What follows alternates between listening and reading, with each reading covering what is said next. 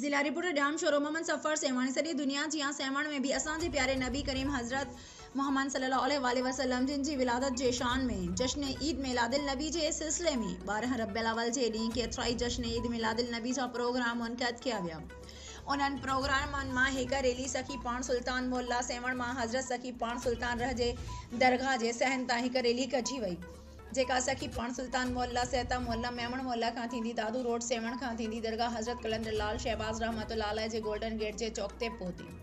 जिते अहले सुन्नत वल जमात जे उलमा ख़िताब कयो, जॾहिं त हज़रत सखी पाण सुल्तान रह जी दरगाह तां निकितल हिकु वॾी रैली जेका मस्जिद अक्सा मां निकिरंदड़ रैली में शामिल थी।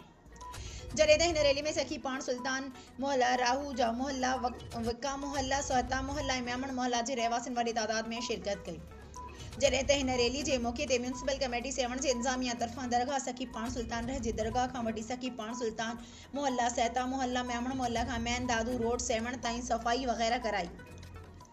ऐं हिन रैलीअ जी गुज़रगाहुनि ते चुन वग़ैरह पिणु करायो हो।